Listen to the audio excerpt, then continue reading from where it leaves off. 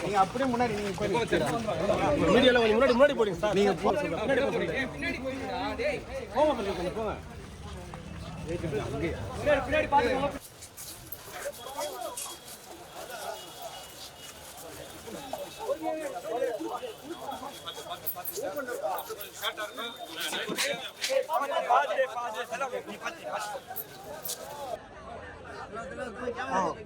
Camera தூக்காத.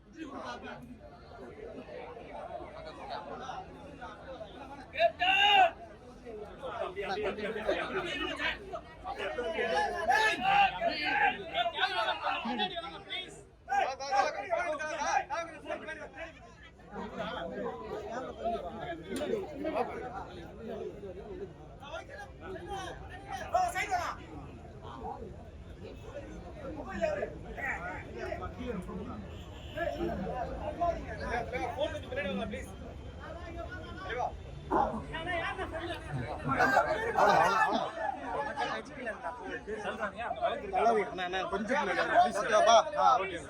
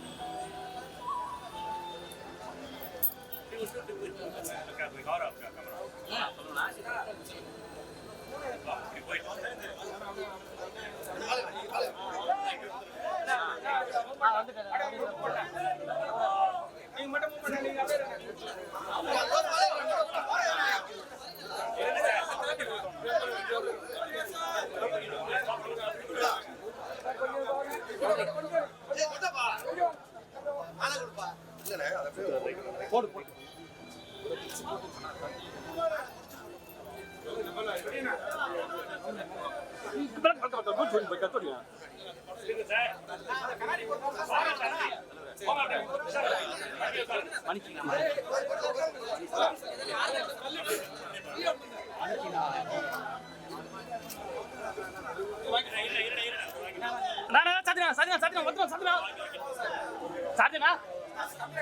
சாதினா ஏன்னா இப்படி பண்ற நீ சாதினதா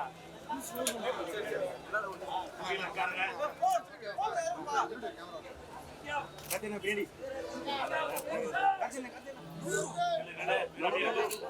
நான் பிங்க்ல சொன்னேன்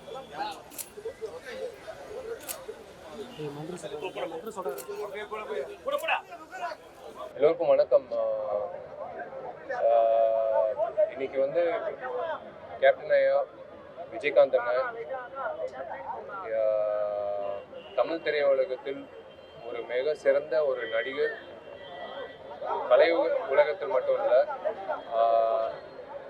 பொதுமக்கள் மத்தியில் ஒரு நல்ல மனிதர், நல்ல மனசுள்ள மனுஷன் அப்படின்னு பேர் வாங்கின ஒருத்தர், ஒரு நல்ல அரசியல்வாதி, தைரியமான அரசியல்வாதி பேர் வாங்கின ஒருத்தர். பொதுவாக வந்து ஒரு மனுஷன் நம்ம மத்தியில் இருக்கும்போது மறைஞ்சதுக்கு அப்புறம் அவங்க வந்து சாமின்னு சொல்லுவோம். ஆனால் இந்த மனிதர் வந்து கேப்டன் ஐயா வந்து உயிரோடு இருக்கும்போதே பல பேர் அவரை வந்து சாமின்னு கூப்பிட்டுருக்காங்க. ஏன்னா அவர் பண்ண விஷயங்கள் அது அப்பேற்பட்ட விஷயங்கள். இது வந்து சாதாரணமாக வந்து ஒரு 2 வருஷம் 3 வருஷம் அப்படி பண்ண காரியங்கள் கிடையாது. நீங்கள் ஒரு திரைப்படம் திருமூர்த்தின்னு ஒரு திரைப்படம், அது வந்து எல்லாம் எங்களை மாதிரி எத்தனையோ நடிகர்கள் மட்டும் இல்லை, எத்தனையோ பொதுமக்களுக்கும் ஒரு முன் உதாரணமாக அது அந்த வீடியோ பார்த்தாலே தெரியும். ஒரு திரைப்படத்தோட முதல் தலைப்புகள் வரும்போது அவர் மக்களுக்காக பண்ண சேவைகள், அவர் பண்ண எல்லா நல்ல விஷயங்கள் வந்து காட்டியிருப்பாங்க பக்கத்தில். அந்த மாதிரி வந்து இந்த சாமி, இன்னைக்கு இந்த சாமி விஜயகாந்த் அண்ணன் வந்து திரையுலகத்துக்கு மட்டும் இல்லை, உண்மையிலே சொல்ல போனால் அவரு கரை சேர்த்து கொண்டு வந்த அந்த நடிகர் சங்கம் அந்த பத்திரத்தை மீட்டுட்டு கொண்டு வந்த அந்த நடிகர் சங்கத்தில் நான் பொதுச் செயலாளராக இருக்கிறது வந்து உண்மையிலே அவரோட தைரியம், அவரோட உழைப்பு எல்லாமே வந்து ஒரு முன்னுதாரணமாக வச்சு தான் நாங்கள் வந்து செயல்பட ஆரம்பித்தோம். முதல்ல ஜெயிச்சு அவங்க வீட்டுக்கு போகும்போது பிரேமலதா அம்மா சொன்ன ஒரே விஷயம் வந்து, அவர் அந்த பத்திரத்தை மீட்டுட்டு வீட்டுக்கு கொண்டு வரும்போது என்னோட நகைகள் கூட அவ்வளோ வந்து உற்சாகமாக, அவர் கண்களில் அவ்வளோ கண்ணீர் வச்சுக்கிட்டு அந்த மாதிரி நான் பார்த்தது கிடையாது. எல்லாமே லாக்கர்லேருந்து வெளில எடு, முதல்ல நகைகள் வெளில எடு, நான் வந்து பத்திரத்தை மீட்டு கொண்டு வந்திருக்கேன்னு சொல்லி லாக்கரில் வச்சாருன்னு சொன்னாங்க. அந்த நேரத்தில் இந்த நல்ல மனிதரோட சந்திக்கிறதுக்கு ஒரு வாய்ப்பு கிடைச்சிச்சு. ஆனால் அதுக்கு முன்னாடி வந்து அவர் செயல்பாடுகள் ஒரே ஒரு விஷயம் தாங்க. ஒரு விஷயம் எத்தனை வருஷம் பண்ணியிருக்காரு எனக்கு தெரியாது. ராவுத்தர் அண்ணன், விஜயகாந்த் அண்ணன் எல்லாரும் சேர்ந்து, விஜயகாந்த் அண்ணன் முக்கியமாக அவர் அலுவலகத்தில் வந்து எப்போவுமே 4 பேர் சமையல் செஞ்சுக்கிட்டே இருப்பாங்களாம். வரவங்க போகிறவங்க, முக்கியமாக ரொம்ப அவஸ்தைப்படுற உதவி இயக்குநர்கள் வந்து காசே இல்லாமல் திண்டாடிட்டு பசி பட்னியோட வரவங்களுக்கும், அங்கிட்டு போகிறவங்க சினிமா துறையை சார்ந்தவங்களாம் இருக்கலாம், யார் வேணாலும் இருக்கலாம். ஆனால் கேப்டன் ஐயா ஆஃபீஸ்க்கு உள்ளே போனால் வெறும் வயத்தோட வெளில போகக்கூடாதுன்னு சொல்லி ஒவ்வொரு நாள், இது ஒரு நாள் நம்ம பண்ணலாம், 2 நாள் நம்ம பண்ணி இப்போ பெருமை நம்ம வாங்கிக்கலாம். ஆனால் அவர் வந்து ஒவ்வொரு நாளும் ஒவ்வொரு வருஷமும் பண்ணிட்டு இருந்தார். அதுதான் எனக்கு முன்னுதாரணமாக நான் எடுத்துக்கிட்டு அது செயல்படணும்னு எனக்கே ஒரு இன்ஸ்பிரேஷனாக இருந்திருக்காரு. இது ஒரு விஷயம் வந்து எல்லா வகையிலையும் நீங்கள் பார்த்தீங்கன்னா கேப்டன் ஐயாவோட தைரியம் தான் வந்து எல்லாருக்கும் நல்லா தெரியும். அது அசம்பிளியில் இருந்தாலும் சரி, ஒரு நடிகராக இருந்தாலும் சரி, நடிகர் ஆக்ஷன் முதல்ல பேசக்கூடிய நடிகர்கள் ஆக்ஷன் சார்ந்த அந்த விஷயத்தில் வந்து நான் விஜயகாந்த் அண்ணன் இடம் பெற்றாரு. அதுக்கப்புறம் வந்து பொது பணியில் வந்து அவர் இடம் பெற்றாரு. மக்கள் மத்தியில் மனசில் வந்து இடம் பெற்றாரு. சாதாரண விஷயம் கிடையாது இது. வந்து நீங்கள் இப்போ இன்னொரு 5 வருஷம் கழிச்சு நீங்கள் கேளுங்க, அந்த வயசான நான் அங்கிட்டு ஷூட்டிங் பண்ணும்போது, மதுரை அந்த பகுதியிலலாம் படப்பிடிப்பு பண்ணும்போது அந்த வயசானவங்க எல்லாரும் சொல்லுவாங்க, ஒவ்வொரு வாட்டி கேப்டன் ஐயா எங்கிட்ட ஷூட்டிங் நடக்கும்போது எப்படி வந்து பரிமாறுவார். எல்லாரும் சரிசமமாக பார்க்குற ஒரே மனிதர் வந்து கேப்டன் ஐயா தான். ஒரு யூனிட்ல 250 பேர் இருக்காங்கன்னா, நீங்கள் அவர் பேசுறதே அவர் ஒரு பேட்டியில் சொல்லியிருப்பார். 250 பேருக்கும் நான் என்ன ஜூஸ் சாப்பிட்றேனோ, நான் என்ன கூல்ட்ரிங்க் சாப்பிட்றேனோ, நான் என்ன உணவு சாப்பிட்றேனோ, அதுதான் எனக்கு கடைசி ஊழியர்கள் வரைக்கும் போகணும், இல்லைனா நான் ஒத்துக்க மாட்டேன் அப்படின்னு சொன்னது தான் நாங்கள்லாம் வந்து இன்னைக்கு பண்ணிட்டு இருக்கோம். இன்னைக்கு பண்ணுறதுக்கு காரணம் வந்து அவர் அன்னைக்கு பண்ணது, அது ஒரு உதாரணமாக இருக்குது. இன்னைக்கு அவர் மறைவுக்கு அன்னைக்கு நான் இல்லாத சூழ்நிலை ஏற்பட்டுச்சு, என்னால் வர முடியல. பட் இருந்திருந்தா அதான் ஒரே ஒரு விஷயம் தான் அவரை பார்த்து நான் சொன்னேன், என்னை மன்னிச்சிடு சாமி, அவ்வளோதான். என்னை மன்னிச்சு அவர் வந்து நான் வேற எதுவும் சொல்ல முடியாது. நான் இருந்திருக்கணும், அவர் கூட இருந்து நான் கடைசி நேரத்தில் அவர் பார்த்துருக்கணும், ஒரு காலை தொட்டிருக்கணும். முடியல என்னால். அவங்க குடும்பத்துக்கு இப்போ வந்து அவங்க உண்மையிலேயே வந்து நான் ரொம்ப, அதாவது எப்படி சொல்றது, ஒரு தொண்டனா நீங்க சொல்லலாம், ஒரு அவரோட ரசிகனா நீங்க சொல்லலாம், ரொம்ப கடமைப்பட்டிருக்கேன் அந்த குடும்பத்துக்கு. இந்த நேரத்தில் வந்து அவங்களுக்கு உண்மையிலேயே ரொம்ப அவங்களுக்கு ஸ்ட்ரென்த் கொடுக்கணும், mentally and physically. And captain ஐயா ஆத்மா சாந்தி அடையணும். கேப்டன் ஐயா இன்னைக்கு நம்ம மத்தியில் இல்லை, ஆனால் என்றைக்குமே நம்ம மனசில் இருந்துகிட்டே இருப்பார். அது யார், ஒரு ரூபா இல்லை 100 ரூபா யார் வேணாலும் சமூக சேவை பண்ணலாம். அது சமூக சேவை பண்ணும்போது அவர் தான் ஞாபகம் வரும். அதுதான் உண்மை. ஃபர்ஸ்ட் எம்ஜிஆர் ஐயா ஞாபகம் வரும், அதுக்கப்புறம் கேப்டன் ஐயா தான் ஞாபகம் வரும். நடிகர் சங்க கட்டடத்திற்கு திரு விஜயகாந்த் சாரோட பேர் வைக்க கண்டிப்பா எல்லா இடத்துலயும் கோரிக்கை இருக்கு. பொது செயலாளரா உங்களுடைய கருத்து? இல்ல கண்டிப்பா நான் ஆல்ரெடி அது முன்னிலையில வச்சு அது கட்டடம் வரும்போது கண்டிப்பா அவர் பேர் இல்ல, அவர் எப்படி பேர் இல்லாம எம்ஜிஆர் ஐயா விஜயகாந்த் ஐயா எல்லாம் பேர் இல்லாம வந்து எப்படி வந்து கட்டடம் இருக்கும்? கண்டிப்பா இருக்கும். இல்ல அதுக்கான பரிசீலனை கண்டிப்பா ஐயாவோட அண்ணாவோட பேர் வந்து கண்டிப்பா இருக்குங்க. அந்த இடம் வந்து சாதாரண விஷயம் இல்ல, அதுக்கு ஒரு பாரம்பரியம் இருக்கு. அதுக்கு ஒரு நாங்கெல்லாம் வந்து இப்பதான் வந்திருக்கோம். அவர் அந்த காலத்திலே வந்து அது அந்த பத்திரத்தை மீட் வந்து அவர் எப்படி வந்து செயல்பட்டாரு. ஒரு கலை நிகழ்ச்சி நடத்துறது சாதாரண விஷயம் இல்லைங்க. ஒருத்தரா நின்று நெய்வேலியில அந்த கூட்டம் அந்த எல்லாரையும் கொண்டு போய் அந்த போராட்டம் பண்ணதோ இல்லை வந்து நடிகர் சங்கத்துக்காக இந்த கலை நிகழ்ச்சி பண்ணதோ, அவர் பண்ண ஒரு விஷயம், அவரோட உழைப்பு சாதாரண உழைப்பு கிடையாது. அது பண்ணணும்னு அவசியமும் கிடையாது. ஒரு பொது சேவைக்கு வந்து இவ்வளவு தூரம் இறங்கி பண்ணணும்னு அவசியம் கிடையாது. ஆனா அந்த மனுஷன் வந்து அவரோட குடும்பத்தை விட இந்த நடிகர் சங்கத்துல சார்ந்த அத்தனை உறுப்பினர்கள் என்னோட குடும்பம் அப்படின்னு நினைச்சு இறங்கி வேலை செஞ்சார். அதுதான் கண்டிப்பா அதுக்கு நாங்க வந்து இது ஒரு சிறிய கோரிக்கை தான், கண்டிப்பா பண்ணி தான் ஆகணும். மறைந்த முதலமைச்சர் கருணாநிதி அதே போல இசையமைப்பாளர் இளையராஜாக்கெல்லாம் விழா நடத்துறீங்க. தேமுதிக சார்பிலும் 19ஆம் தேதி வந்து விழா நடத்தணும்னு சொல்லி சொல்றாங்க. இல்ல 19ஆம் தேதி வந்து காமராஜ் அரங்கத்துல நாங்க வந்து அவரோட அஞ்சலி செலுத்துறதுக்காக ஒரு கூட்டம் வச்சிருக்கோம். கண்டிப்பா வந்து எல்லாரும் பங்கேற்கணும். அது வந்து அந்த நேரத்துல வந்து சில என்ன சொல்றது, ஜூனியர் ஆர்டிஸ்ட் எல்லாம் வந்து சந்திக்க முடியாத சூழ்நிலை ஆயிடுச்சு. அந்த ஏற்பட்ட நெரிசல்ல அவங்க எல்லாருக்கும் வந்து அவர் அட்லீஸ்ட் அவர் போட்டோ பார்த்து அவர் அஞ்சலி செலுத்தணும்னு நிறைய பேர் கோரிக்கை வச்சிருக்காங்க. வயசானவங்க, வீல் சேர்ல இருந்தவங்கலாம். ஸோ எல்லோருக்கும் பிளஸ் விஜயகாந்த் அண்ணனோட ரசிகர்கள், விஜயகாந்த் அண்ணனை நேசிக்கிறவங்க, விஜயகாந்த் அண்ணனோட தொண்டர்கள் எல்லோருக்கும் வந்து நாங்கள் வந்து ஒரு கோரிக்கையாக நாங்கள் வைக்கிறோம். நீங்கள் வாங்க 19ஆம் தேதி அவருக்கு நாங்கள் செலுத்தக்கூடிய மரியாதை அன்னைக்கு நாங்கள் செலுத்துறோம்னு நாங்கள் ஆசைப்படுவோம். முன்னாள் நடிகர் சிவாஜி கணேசன் மறைவிற்கு முன்னணி நடிகர் சங்கங்கள்லாம் முன்னின்று பண்ணாங்க இறுதி மரியாதை. இப்போ நடிகர் சங்கங்கள் பண்ணலாம்னு பெரிய குற்றச்சாட்டாக இருக்குது.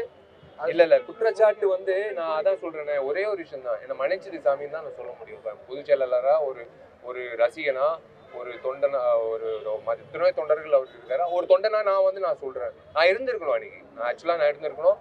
ஃப்ளைட் ஏறும்போது நாங்கள் பேசிக்கிட்ட ஒரே விஷயம் வந்து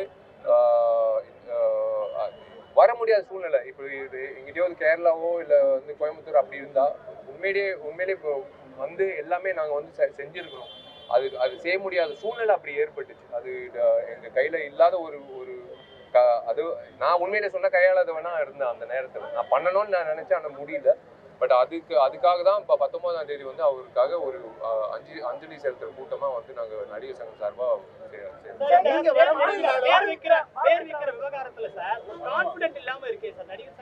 சார் நான் இப்போ சொல்றேன் சார், பொதுச் செயலாளர் சொல்றேன், ஒரு ரசிகனா சொல்றேன், நடிகர் சங்கம் உறுப்பினராக சொல்றேன். இதுல வந்து எதுவும் கருத்து வேறுபாடு கிடையவே கிடையாது. இது அவரோட பேர் அப்படி முன்னிலையில வச்சா ஒட்டுமொத்த 29 பேர் வந்து ஆமா விஜயகாந்த் பேர் வைக்கணும்னு தான் சொல்லுவாங்க. ஒட்டுமொத்த 3500 பேர் உறுப்பினர்கள் வந்து கண்டிப்பா விஜயகாந்த் பேர் வைக்கணும்னு சொல்லுவாங்க. அதுல வந்து யாருக்கும் கருத்து வேறுபாடு கிடையாது, கருத்து வேறுபாடே இருக்காது. அது வந்து ஒரு நிமிஷத்துல எடுக்கக்கூடிய ஒரு முடிவு. இல்ல யோசிக்கலாம், அடுத்த வாரம் அதை பத்தி பரிசீலனை பண்ணலாம், அப்படியெல்லாம் இல்லை. இது கண்டிப்பா சீக்கிரம் வரும். ஏன்னா இப்ப கட்டடம் வந்து இப்பதான் தொடங்கும். ஏன்னா அந்த பூமி வந்து உண்மையிலே அவரோட உண்மையிலே சொல்றேன், இப்போ எத்தனை நல்ல ஆத்மாக்கள் இருக்கிற பூமியில வந்து அந்த கட்டடம் வரும்போது அவர் பேர் இல்லாம எப்படி இருக்கும்? கண்டிப்பா இருக்கும். எல்லாரும்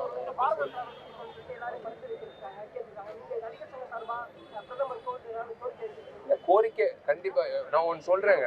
எனக்கு பாரத் ரத்னா கொடுக்குறாங்களோ இல்லையோ, இந்த பாரத தேசத்தில் எல்லாரும் அவருக்கு வந்து மரியாதை செலுத்துனாங்க. அவங்க மனசார அவங்க இதயத்துலேருந்து அவர் வந்து விஜயகாந்த் அண்ணா வந்து நான் தான் சொல்கிறேன். நீங்கள் 5 வருஷம் கழிச்சு இந்த கேள்வி கேளுங்களேன். அவருக்கு பாரத் ரத்னா வருதோ இல்லையோ 5 வருஷம் யாருக்கிட்டையாவது அந்த கேள்வி கேளுங்க. விஜயகாந்த் அண்ணன் ஞாபகம் இருக்காங்க. கண்டிப்பாக சாகிற வரைக்கும் நான் மறக்க மாட்டேன்னு தான் சொல்லுவோம். அதே மாதிரி தான் நானும்.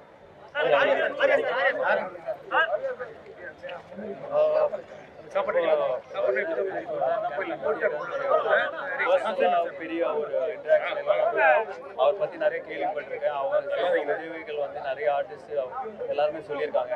எனக்கு பிடிச்ச விஷயம் என்னன்னா, இப்போ நம்ம வந்து ஒரு பவர் ஒரு பதவியில் இருக்கும்போது நிறைய பேர் யோசிப்பாங்க நம்ம வந்து ஹெல்ப் பண்ணணுமா வேணாமா. பட் அவர்கிட்ட ரொம்ப பிடிச்ச விஷயம் என்னன்னா, ரொம்ப கட்ஸியாக ரொம்ப போல்டான நிறைய டிசிஷன்ஸ் எடுத்திருக்காரு. அது வந்து ஆர்டிஸ்ட் மூலமாகவும் சினிமா மூலமாக நிறைய ஒரு சேஞ்சஸ்ஸு நிறைய ஒரு பெனிஃபிட் ஆகிருக்கு. ஸோ கண்டிப்பாக இவ்வளோ மக்கள் இவ்வளோ நாளைக்கு வந்து அவரோட டெத் வந்து ரொம்ப ஃபீல் பண்ணி ரொம்ப ப்ரேயர்ஸோட நிறைய பேர் வந்து இன்னும் அந்த கிரீஃபில் இருக்காங்க. அது வந்து அவர்கிட்ட இருந்த உண்மையான ஒரு நேசம், அவர் காமிச்ச உண்மையான ஒரு அன்பு, அவர் வந்து அவர் மேலே இருக்கிற ரெஸ்பெக்ட் எல்லாமே தான் நான் சொல்லுவேன். So I'm very happy to be here today because ரொம்ப நாளாக இங்கே வரணும்னு நினச்சிட்டு இருந்தேன். But finally here. I'm sure his soul will rest in peace.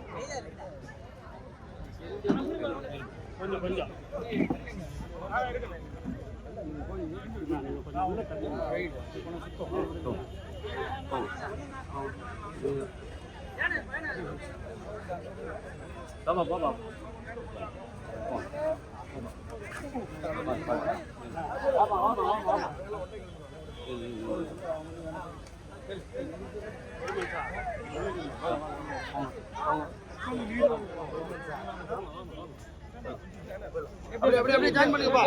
அப்படியே ஜாயின் பண்ணுங்க.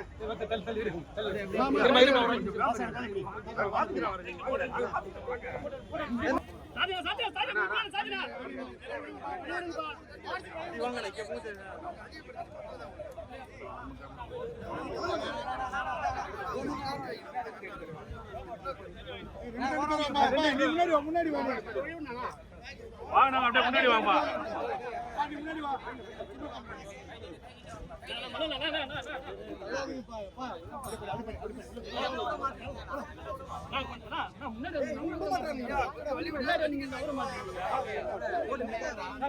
கொஞ்சம் அப்படியே வாங்க.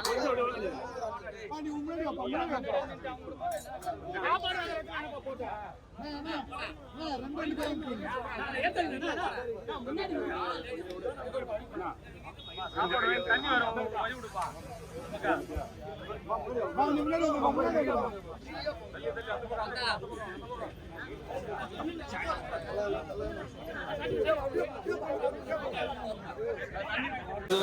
நான் பின்னாடி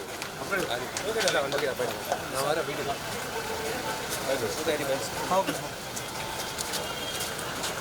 நாங்கிட்ட வரேன்.